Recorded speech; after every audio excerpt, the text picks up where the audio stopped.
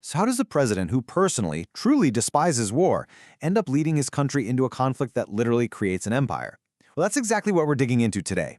We're talking about the Spanish-American War, a surprisingly short conflict that completely changed America's place in the world, all orchestrated by a man who wanted nothing more than peace.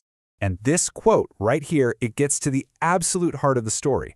William McKinley was the last U.S. president to have actually served in the Civil War. I mean, he saw the unimaginable carnage firsthand, and that experience totally shaped his entire worldview.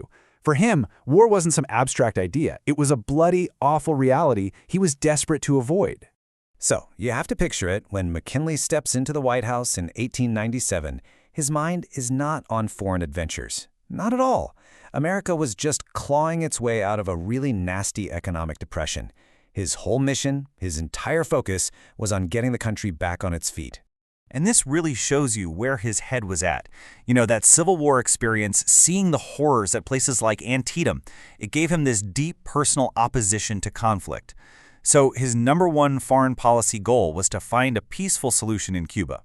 Meanwhile, at home, the main job was to fix the economy. War, yeah, that was the last thing on his agenda. But there was a huge crisis boiling over just 90 miles off the coast of Florida. Cuba was deep in a brutal fight for independence from Spain, and the whole situation was just spiraling into a humanitarian catastrophe that America couldn't ignore anymore. The human cost was just staggering.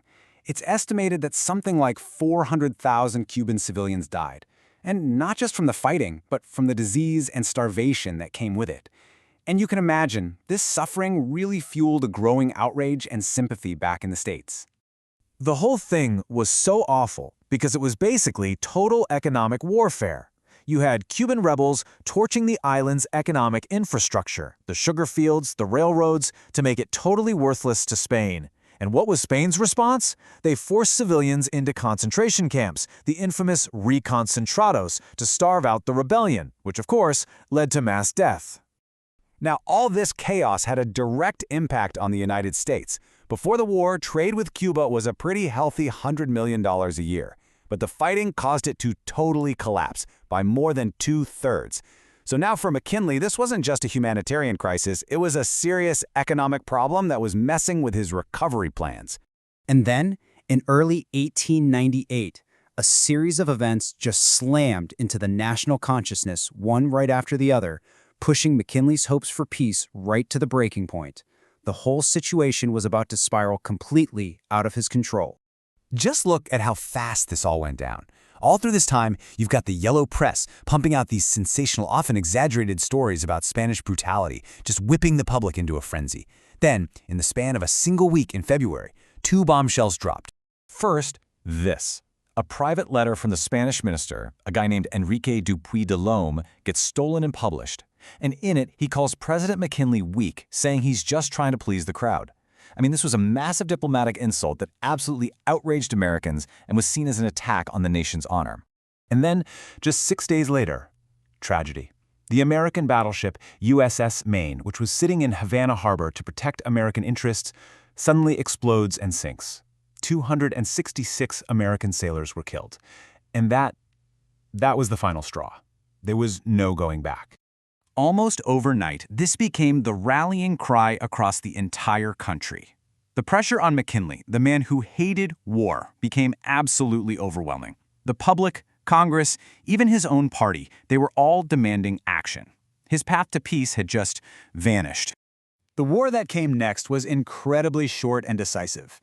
The U.S. military, especially the Navy, just steamrolled the Spanish forces. But the consequences of this little war? Oh, they were anything but little. They were global and they were permanent. This famous quote from John Hay, who would soon be McKinley's Secretary of State, it just perfectly captured how Americans saw the whole thing. From their point of view, it was quick, it was low cost, and it was a massive success. So, the really crucial part is what happened after the fighting stopped. The peace treaty that was signed in Paris completely redrew the map. Spain gave up all claims to Cuba, and then just like that, the United States got Puerto Rico, it got Guam, and for a price of $20 million, it got the Philippines. In the blink of an eye, America had an overseas empire. And this leads us to the most complicated and, frankly, the most controversial outcome of the whole war. Taking over the Philippines. This huge chain of islands on the other side of the planet, that was not part of the plan. For President McKinley, it was an agonizing decision. McKinley himself later explained how he came to this decision, said he walked the floors of the White House night after night.